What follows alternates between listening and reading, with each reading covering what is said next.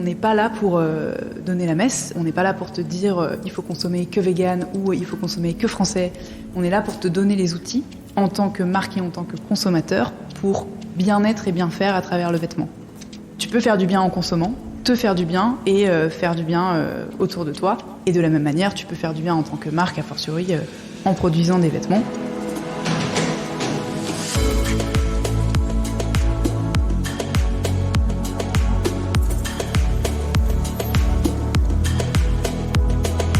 Vous écoutez Honest. Honest, c'est une série d'entretiens avec des hommes et des femmes qui ont choisi de donner du sens à leurs actions. Qu'ils soient explorateurs, profs d'éloquence ou entrepreneurs, ils se sont donné une mission, celle d'être utiles aux autres. Avec eux, nous allons voyager de la côte est du Groenland aux amphithéâtres de l'ENA. Nous parlerons bien sûr de leurs projets et de leur quotidien, mais aussi de leur parcours et de ce qui les anime. Bonne écoute! Ce podcast vous est proposé par Ast. Elle aurait pu faire une brillante carrière dans la médecine et profiter d'un salaire très confortable, mais elle a choisi de vivre de sa passion, la mode. La mode oui, mais pas n'importe laquelle, notre invitée aujourd'hui la veut éthique et durable. Elle nous parle aussi bien de fripe que de scandales humanitaires, d'entreprise à mission que de style. Victoire Sato a 33 ans, elle est à la tête de The Good Goods, le premier média francophone dédié à la mode responsable, un outil pédagogique et terriblement utile.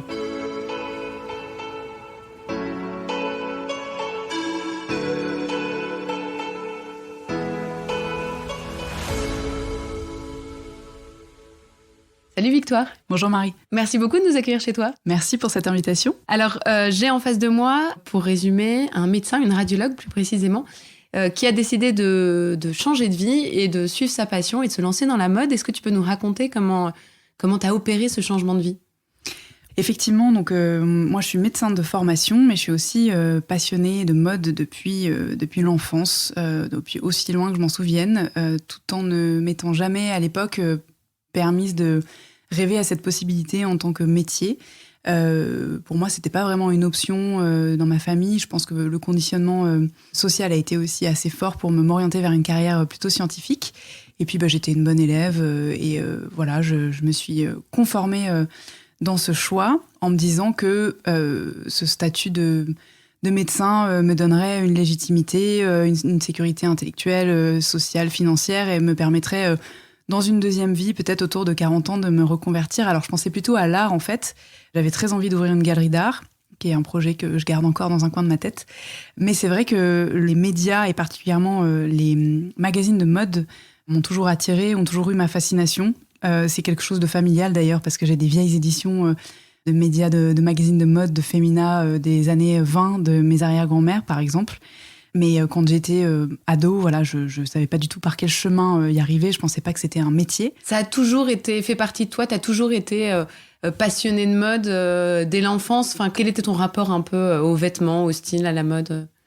Je pense qu'il y a vraiment une dimension esthétique et artistique. J'ai pris conscience très vite du vêtement en tant qu'objet d'art, objet d'expression artistique démocratique. Pour moi, c'est une manière au quotidien de montrer qui tu es, quelle couleur tu as envie de porter, à quelle matière est associée ton humeur, à quelle icône tu as envie de ressembler. Et on s'habille tous les jours pour se couvrir et se protéger, mais aussi pour se faire plaisir et parce qu'on a la chance dans les pays occidentaux de pouvoir le faire.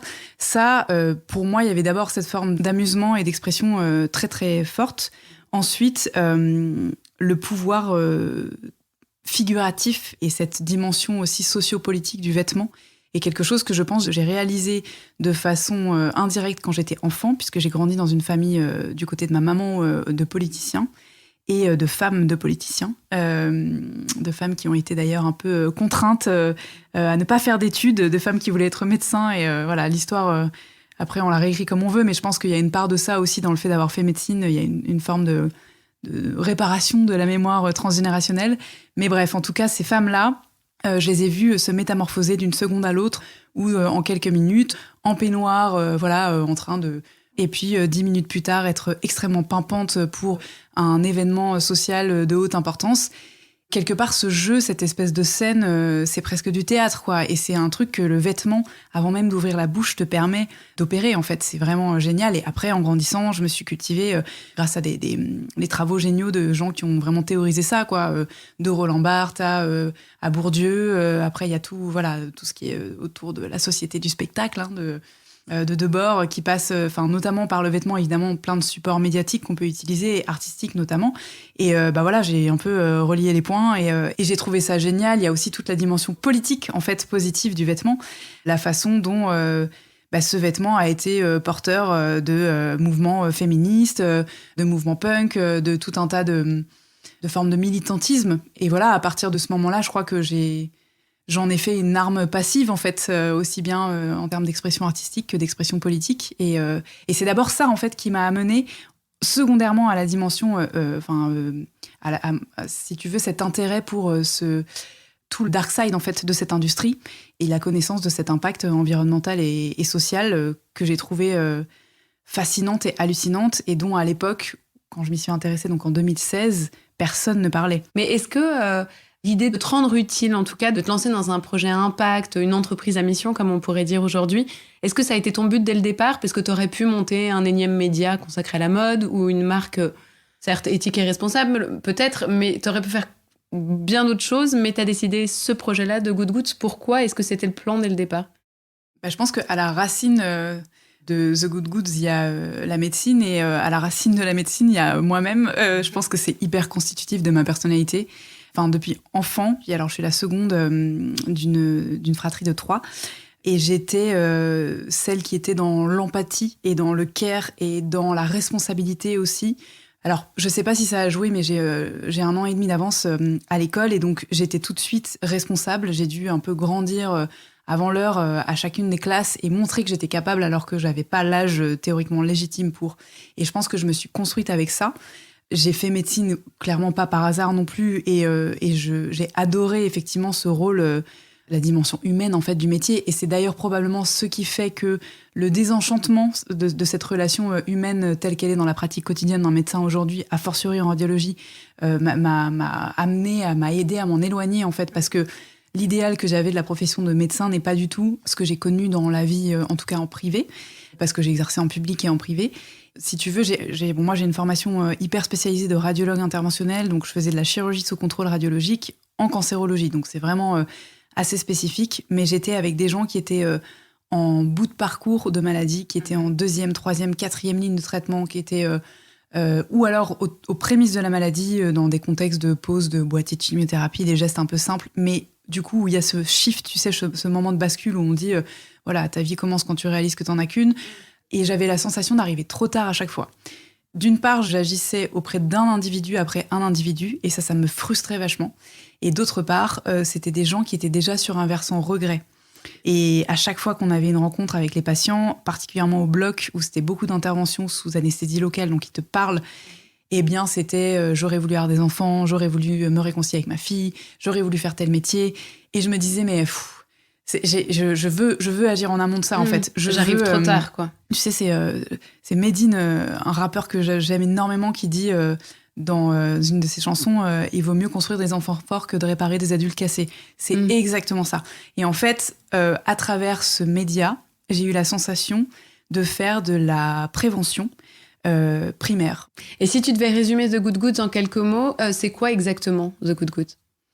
Alors, The Good Goods, on se définit comme étant le premier média francophone sur la mode responsable, au sens large. Donc, en mode responsable, on entend une mode qui est plus vertueuse sur le plan écologique, une mode qui est soucieuse de son impact aussi social, donc aussi bien pour les travailleuses et les travailleurs du vêtement que pour les gens qui les portent.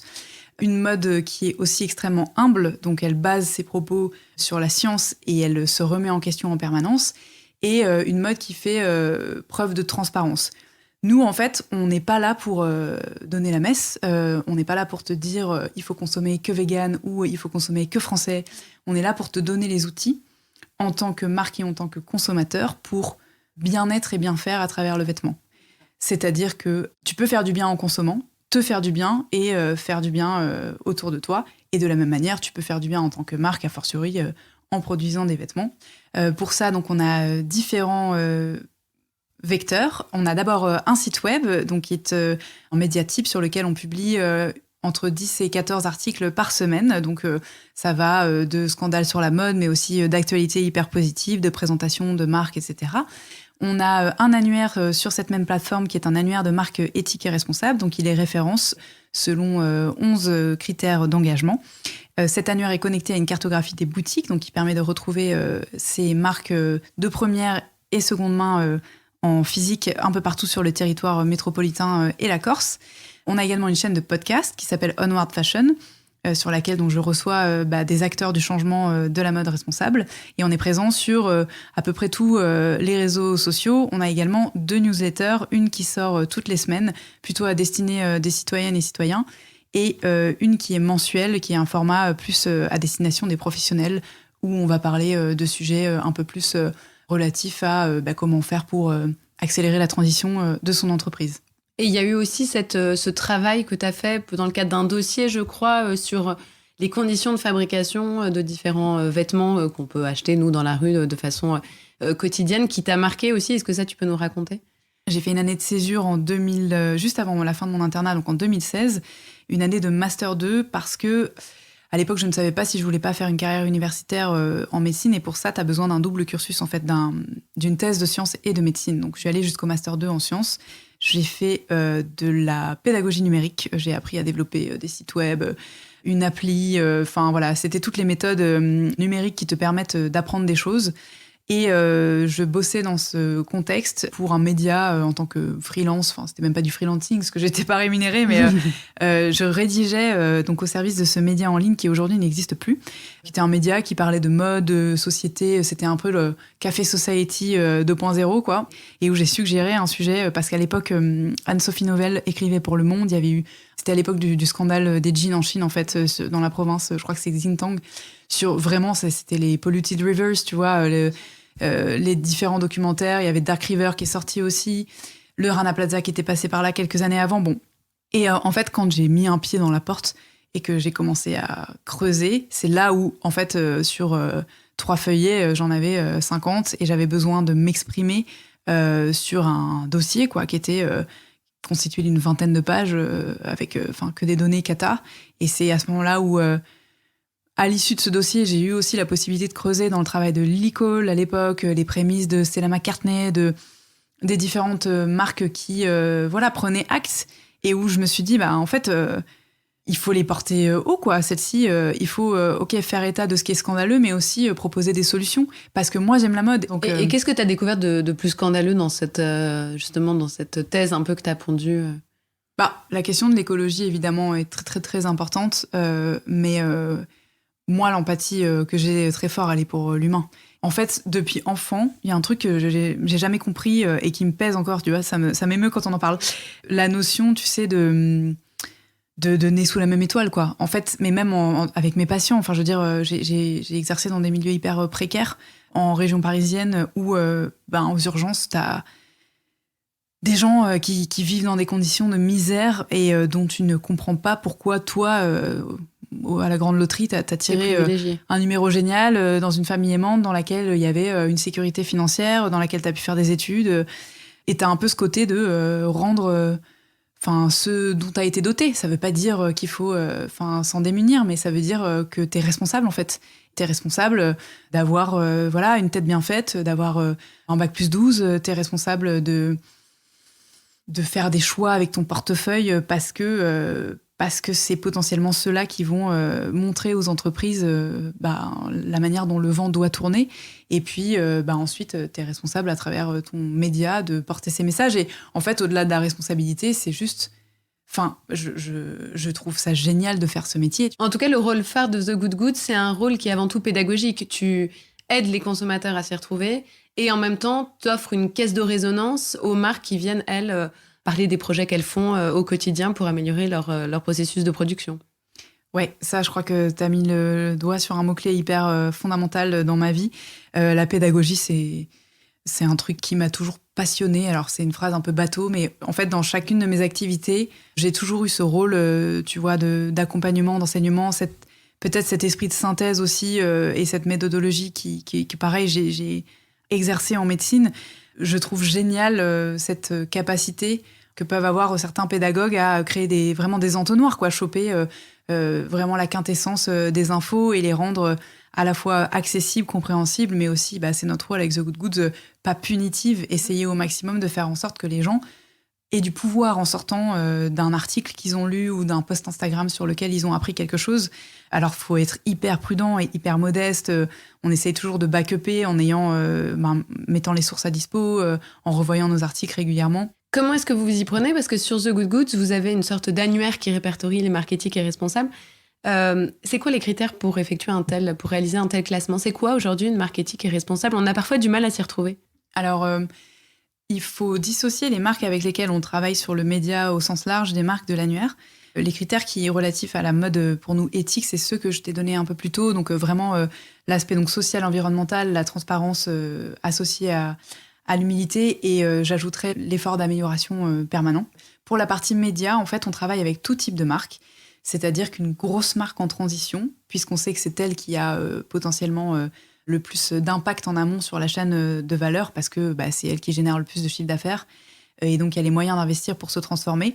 Si cette marque vient nous voir, eh bien, la condition sine qua non, c'est qu'elle fasse état des lieux de là où elle en est. Qu'est-ce qui la challenge ? Qu'est-ce qui est compliqué ? Quels sont déjà les points positifs sur lesquels elle a avancé ? Qu'est-ce qui l'a fait galérer et pourquoi ? À partir de là, on va rédiger un article en expliquant tout ça. Et si elle nous demande de mettre en lumière une capsule, par exemple, sur du jean éco-responsable contenant du lin et du coton biologique, on va dire « Ok, aucun problème », mais en revanche, on va aussi communiquer sur le pourcentage que ça représente dans l'ensemble de ta production globale, parce que sinon, ça s'appelle du greenwashing. En fait, c'est l'arbre qui cache la forêt. Et on considère que, de toute façon, ce sera beaucoup plus crédible pour toi de savoir que si tu es une marque de fast fashion, les citoyens, s'ils veulent faire ce choix, ils peuvent dépenser un peu plus et avoir un jean éco-responsable et donc te montrer qu'ils suivent cette prise de position, mais tout en ayant bien conscience que tu restes pour l'instant une marque de fast fashion. Ça, c'est la première chose. La deuxième, pour l'annuaire, on a des critères beaucoup plus sélectifs. On a 11 critères qui sont détaillés sur le site, donc qui sont relatifs au bien-être animal, à la production, donc à la géographie de ta production, à la composition de tes matières, aux certifications que tu peux avoir, etc., etc. On a aussi, bien sûr, des critères d'inclusivité, on en parlait, donc ranking de taille, etc. Et le gros point noir de l'industrie reste quand même les gros mastodontes type Zara, H&M. Ça, est-ce qu'il y a des progrès de ce côté-là ou c'est toujours le constat est toujours aussi désastreux ? Le point noir, en fait, de l'industrie, c'est l'hyperproduction. Alors, forcément, c'est eux les plus problématiques puisque c'est eux qui produisent le plus. Mais globalement, le problème de la mode, c'est la quantité de vêtements qu'on produit et le débit avec lesquels on les produit et la quantité de vêtements non durables parce qu'ils sont faits justement pour être évanescents et pour nous permettre de reconsommer. Donc, en fait, ces entreprises-là, les détruire, on n'y arrivera probablement pas. En revanche, changer leur modèle économique, changer la manière dont ils produisent, c'est là en fait qu'on peut éventuellement agir. Donc où ils en sont, honnêtement, je me garderais bien de te donner une réponse claire parce que j'en sais rien. Je pense que Inditex et Zara, on n'en parle pas assez, mais restent absolument catastrophiques dans tout ce qu'ils font au quotidien et qu'ils n'ont pas vraiment l'intention de changer quoi que ce soit. Je pense qu'H&M fait énormément d'efforts qui ne sont pas forcément communiqués de la meilleure façon, mais que pour l'instant, c'est pas suffisant, de toute façon. Et après, il y a tout cette... si tu veux, il y a un peu le ventre mou de ces marques de luxe premium qui génèrent quand même des millions et des millions de chiffres d'affaires, qui elles-mêmes produisent des vêtements qui ne sont pas durables avec des taux de marge qui sont complètement hallucinants. C'est peut-être vers celles-là aussi qu'il faut se tourner, d'une part pour leur taper sur les doigts, ensuite pour leur montrer comment on fait, quoi. Et aujourd'hui, si tu as des conseils à donner à des consommateurs qui nous écoutent, c'est parfois un peu difficile de s'y retrouver, de savoir comment consommer de manière éthique et responsable. On n'a pas forcément le budget qui va avec. Toi, quels seraient les premiers conseils que tu donnerais à nos auditeurs ? Alors, le premier conseil que je donne, c'est vraiment de se centrer sur soi. C'est de se tourner vers son nombril, de se demander qui on est. Qu'est-ce qu'on a envie de communiquer avec ces vêtements ? Qu'est-ce qu'on en connaît ? Qu'est-ce qu'on connaît de son dressing ? Qu'est-ce qu'on a dedans ? Quelle matière on aime porter ? Quelle couleur nous attire ? Ensuite, de faire un état des lieux de ce qu'on a déjà. Donc, Marie Kondo style, tout sortir et s'interroger, prendre chacun de ses vêtements dans ses mains et se dire « Ok, j'ai j'ai 7 maillots, j'ai besoin peut-être de 3 maillots. J'ai 4 manteaux, il y en a un que je mets plus du tout, il y en a un que je pourrais remettre, mais il n'est pas tout à fait à ma taille. Ou bien j'aimerais bien changer les boutons parce qu'il est un peu vieillot. Voilà, j'ai telle robe que je peux raccourcir, j'ai tel truc que je peux donner, etc., etc. Faire différentes piles de vêtements, ceux qu'on garde parce qu'on les porte, ceux qu'on peut améliorer, faire transformer et du coup se tourner vers des couturiers et des couturières de quartier, des services comme Tilly qui viennent à domicile avec des gens qui sont spécialisés dans l'upcycling et qui sont là pour t'aider à transfigurer tes vêtements, te les approprier et finalement t'aider à créer quelque chose à toi. Parce que quand tu mets le doigt dans cette mode responsable-là, à savoir l'appropriation et la conscientisation de ton dressing, t'as plus jamais envie d'aller chez Zara, je t'assure. Parce que quand tu t'es approprié un manteau que t'as fait refaire et qui est unique, mais tu vas l'aimer pour les 10 prochaines années. Et quand il sera usé jusqu'à la corde, t'auras qu'une envie, c'est d'aller refaire le même en utilisant ce manteau-là pour patron, en ayant chiné un coupon de soie magnifique à moindre frais, dans une boutique de tissus. Donc, c'est vraiment déconstruire, en fait, d'abord ne pas commencer par penser à l'achat, mais penser à l'existant. Ensuite, donner donc à bon escient et dans des points de collecte, des points d'apport volontaire référencés par Refashion. Il y a également la structure Redonner qui vous permet de donner des sacs de vêtements qui sont échangés contre des bons d'achat pour des ventes privées chez des marques éthiques. Donc ça, c'est hyper chouette, qui est associé donc à la structure Refashion. Et donc ces organismes-là, vous pouvez être sûr qu'ils recyclent et qu'ils revalorisent le textile. Et une fois que vous avez fait ces constats-là, si vous voulez consommer des vêtements parce que vous en avez besoin ou envie, la première chose, c'est toujours d'aller vers l'existant, donc la seconde main en premier lieu, et ensuite de se tourner vers des marques éco-responsables. Et donc pour ça, j'invite tout le monde donc, à aller voir l'annuaire de marques éthiques sur lequel on peut, sur The Good Goods, trier par type de vêtements. Et tu disais au début de notre entretien que quand tu travaillais en tant que radiologue, ce qui te frustrait, c'est que tu n'avais pas forcément d'impact sur la santé de tes patients qui, pour le coup, étaient déjà dans un état de santé assez critique. Aujourd'hui, est-ce que tu as l'impression d'être au bon endroit, au bon moment, que ton travail au quotidien a vraiment du sens et de l'impact et quel effet ça a sur toi ? Alors, tu as raison, et en termes d'impact humain, clairement. Je pense que je suis aussi rassurée d'être en amont et d'avoir peut-être la sensation naïvement de pouvoir encore faire changer les choses, tandis que c'était super d'accompagner ces patients, mais il y avait une forme de condamnation et de fatalité qui était assez lourde à porter. Après, de façon beaucoup plus égoïste, j'adore mon métier parce qu'il est excessivement créatif et que j'apprends tous les jours en fait, et que je suis insatiable et que j'ai trouvé une manière à la fois de calmer mon hyperactivité et puis de faire fleurir ma créativité, de l'exercer, de me challenger sur tout un tas de choses. Enfin, je veux dire, c'est de l'apprentissage quotidien. Hein. Le podcast, je savais pas comment on faisait il y a 2 ans. Créer un site web non plus. Le SEO, jamais entendu parler. La sémantique journalistique. Enfin, c'est génial. Et les outils qui te permettent de créer aussi des supports pour t'exprimer sur des médias sociaux. Enfin, ça, c'est quelque chose qui fait vraiment le sel du quotidien et avec la dimension pédagogique.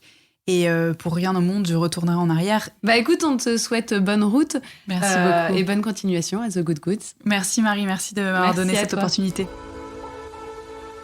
Vous venez d'écouter Honest, un podcast proposé par Ast. Si cet épisode vous a plu, n'hésitez pas à nous laisser 5 étoiles ou à liker l'épisode. Merci.